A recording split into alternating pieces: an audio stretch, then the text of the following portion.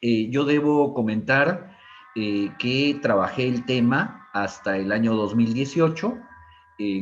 Hace 2 años no lo estoy abordando, y en ese sentido la información que voy a presentar, que va a ser muy ligera, es relativa a un periodo anterior a lo más reciente. Hicimos un trabajo conjuntamente con César Castillo para la Fundación Friedrich Ebert del Perú, que se sustentó a mediados del año 2018. Las preguntas que atendía este estudio del 2018 era un estudio amplio, creo que está disponible en las redes, si no también se los puedo proporcionar. ¿Cuál es el marco regulatorio de la inversión privada en el Perú? ¿Cuál es la evolución y determinantes? Era un trabajo más amplio de la inversión extranjera directa en la región.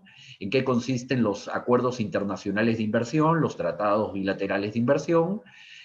¿Cuáles y en qué consisten los mecanismos de solución de controversias para las inversiones? ¿Cómo funciona el CIADI y también la Comisión de Naciones Unidas relativa a la solución de controversias? ¿Cuál es el balance?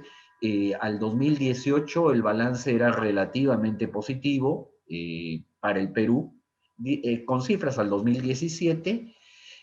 Obviamente, como se ha señalado Bettina, obviamente la incorporación del país en este marco normativo implica pues unos costos regulatorios y unos costos en los procesos bastante altos, pero en términos del resultado, en los fallos, había sido más o menos positivo. Pero el panorama puede cambiar de manera radical.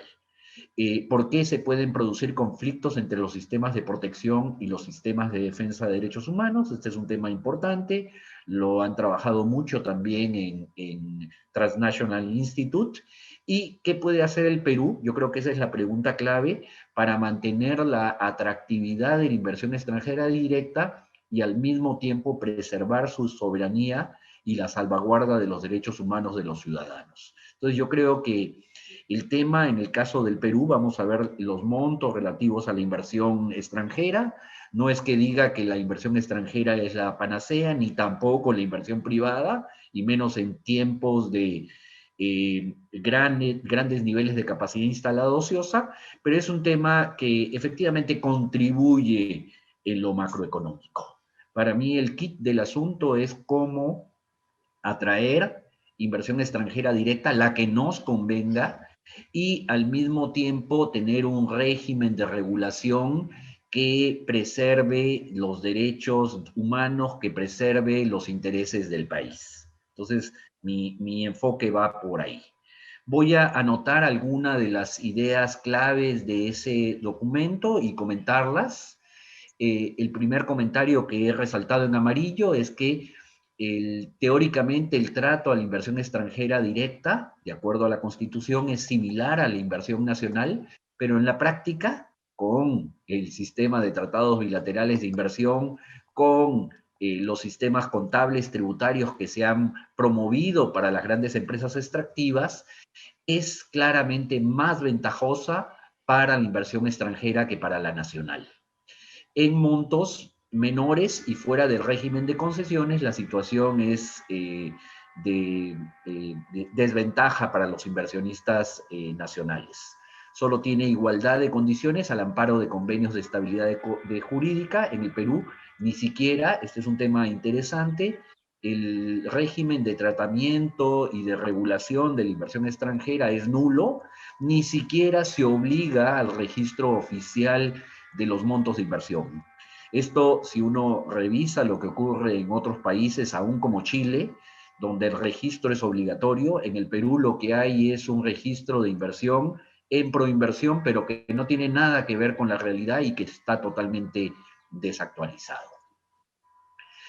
Aquí señalo, la inversión extranjera es útil como parte de la formación bruta de capital, a la creación de capacidad productiva y demanda de cualquier economía. Sin embargo, hay que señalar que en el Perú la inversión nunca ha llegado a explicar más de 1/3 del crecimiento del PBI. Entonces, cuando nos dicen es que hay que enfocarnos estrictamente en el incremento de la inversión privada, no. El principal componente de expansión de la demanda que promueve al mismo tiempo que el crecimiento del producto está por el lado del consumo privado.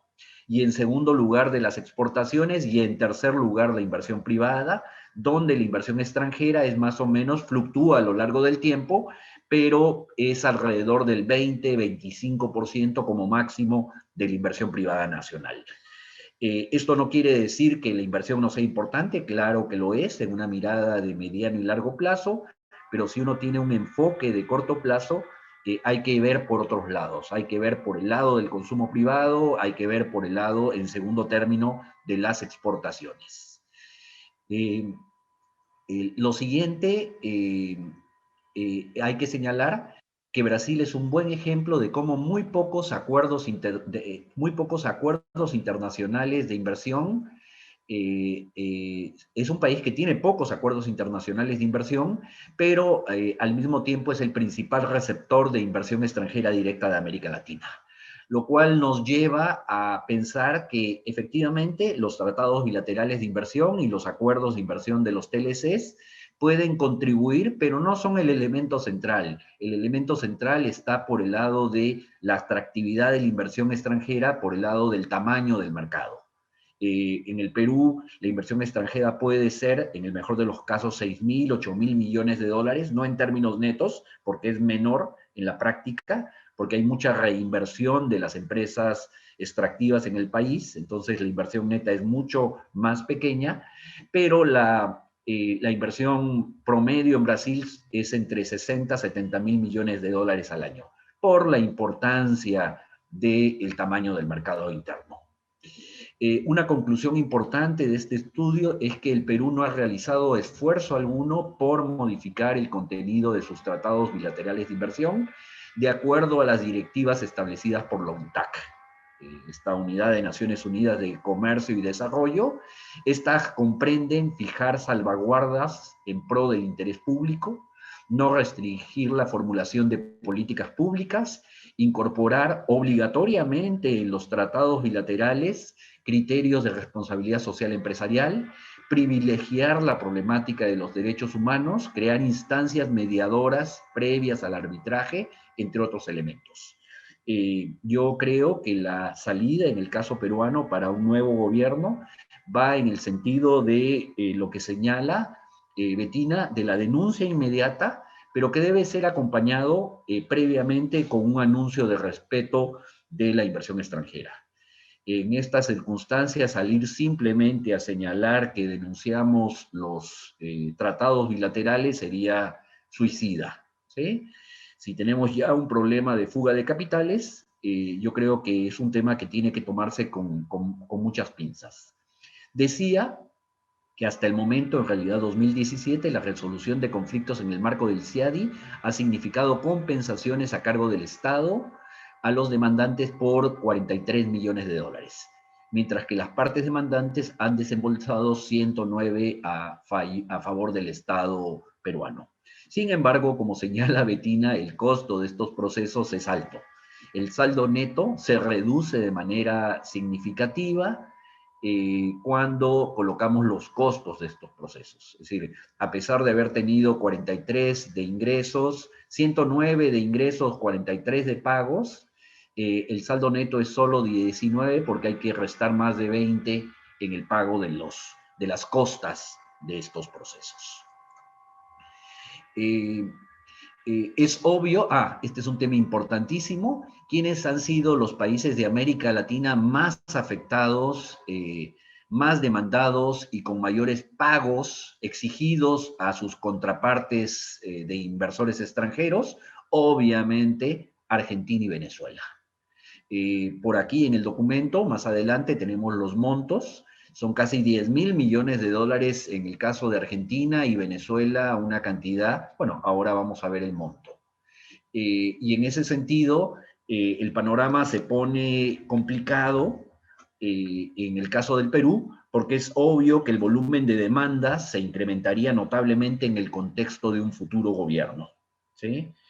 Y en ese sentido, los conflictos a la vista a propósito de estos tratados bilaterales de inversión son evidentes. La última dice, es obvio que la resolución de conflictos mediante la CIADI reduce la soberanía del país en cuestión. También hay problemas de índole legal y operativa. De esta instancia es imprescindible que se priorice la defensa de los derechos humanos por encima de los tratados de comercio e inversión.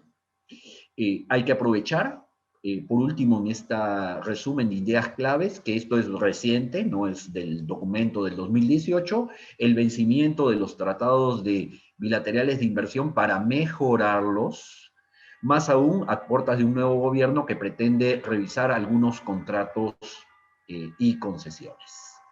Esto en términos de lo que son las ideas clave.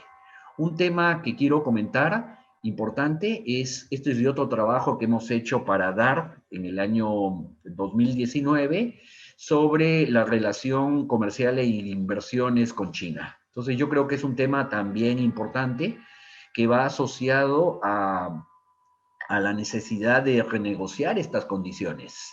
Dice, simplemente señalo algunos dos temas. La inversión y comercio promovido por China se basa en una inserción tradicional y subordinada de la economía peruana, basada en las materias primas mineras y pesqueras. Más alrededor de lo mismo, que tendría poco provecho para el Perú en una perspectiva de mediano y largo plazo. Entonces hay que pensar también los tratados bilaterales de inversión, hay que pensar los ajustes, yo no lo llamo ni cancelación, de los tratados de libre comercio, pensando en una nueva modalidad de inserción de la economía peruana a la internacional. Ya no queremos estar incentivando más inversión en sectores extractivos, en el sector minero o aún en el sector eléctrico, porque a final de cuentas de lo que se trata es que hemos pasado de un oligopolio, en el caso de la generación de energía eléctrica, a otro oligopolio, a eso mismo, pero a cargo de una empresa extranjera, en este caso China. Hay que establecer políticas proactivas con relación a los flujos de inversión en sectores no extractivos. Ya Chile lo está haciendo. Procurar mayor procesamiento de recursos y de mayor contenido tecnológico. Hay que promover que estas inversiones establezcan encadenamientos productivos, clústeres obligados alrededor de ellos, como señalan las mejores prácticas de responsabilidad social empresarial y de creación de valor compartido, muy movidas a propósito por Michael Porter y Kramer desde el año de hace 4 años atrás. Es decir, toda empresa que se dice responsable tiene que contribuir a crear valor compartido, generando un clúster que genera encadenamientos, genera beneficios alrededor de ella, de acuerdo a las políticas similares que ellos aplican en su país. Entonces, yo creo que, paso a los detalles, decimos, el volumen de demandas es probable que se incremente notablemente en el contexto de un futuro gobierno, los conflictos están a la vista, yo sí creo que hay que tener, percibo, es decir, efectivamente la inversión extranjera tal cual se lleva en sectores extractivos no genera los beneficios que deberían generarse para todo el país, pero en general el balance creo es positivo. Lo que hay que hacer es seguir promoviendo inversión extranjera más allá de estos sectores y con nuevas reglas. ¿De qué se trata? Hay que prever una estrategia desde el origen, hay que modificar, aprovechando, primero anunciar el respeto de la inversión extranjera directa y su invitación al país. Lo segundo, hay que efectivamente renegociar todos estos tratados bilaterales de inversión y estos capítulos de inversión en aras a ver cómo mejorarlos. Y tercero, vamos a entrar un poquitito ya para terminar, acudir a las mejores prácticas internacionales en relación a estos tratados bilaterales de inversión. Pongo sobre la mesa 3 esquemas. El primero son las prácticas que se promueven desde UNTAC. Esto es, no se trata simplemente de denunciar, sino decir que vamos a seguir las mejores prácticas internacionales. Lo segundo es que Brasil hasta antes de Bolsonaro tenían un modelo perfecto, para mí muy interesante, de acuerdos de cooperación y de fomento de la inversión, ACFIs de Brasil, donde efectivamente se creaban más instancias locales para la resolución de conflictos, se definía un ombudsman en cada uno de los países, se prolongaba este proceso de negociación de forma tal que efectivamente en el caso de Brasil, pues no existen prácticamente o no existían hasta antes de este nuevo gobierno demandas en el CIADI a Brasil. Y por último, incorporar todo lo relativo a las propuestas que existen sobre tratamiento de derechos humanos en negociaciones con empresas transnacionales. Hay acuerdos que se han trabajado a nivel internacional y que se pueden incorporar, porque cuando uno revisa efectivamente la mayor cantidad de demandas, va a encontrar que estos se producen porque el gobierno inicia un proceso a favor de una comunidad, de un sector determinado de la población y que lleva a que el proyecto específico que estaba contratado sea suspendido. Simplemente para recortar, el monto de la inversión extranjera directa en el Perú son 105 mil millones de dólares, ¿sí? Eso es el monto total. Simplemente recordar la información relativa, mientras que el promedio de la inversión en el Perú extranjera, no la neta, es de 6.900 millones de dólares. El caso de la inversión brasileña es de casi 60.000 millones de dólares anuales. Estos acuerdos de cooperación y fomento de inversión de Brasil incluyen el fomento y facilitación de inversiones más allá de la protección. Asimismo, establecen que la inversión debe contribuir al desarrollo sostenible de los estados. Se incorporan, decíamos, cláusulas sobre responsabilidad social empresarial basadas en la propuesta de la OCDE, que incluye el respeto de los derechos humanos. La construcción, este es un tema fundamental, es decir, no se trata simplemente que entre el capital extranjero, sino que este contribuya a la construcción de capacidades locales, que haya transferencia de tecnología, transferencia de conocimiento, desarrollo de capital humano. Eso está en los acuerdos de cooperación y fomento de inversión de Brasil, anteriores al gobierno de Bolsonaro. Se incluye un ombudsman para recibir inquietudes y reclamos de las inversiones y de un comité conjunto para la prevención de controversias y de cooperación entre estados.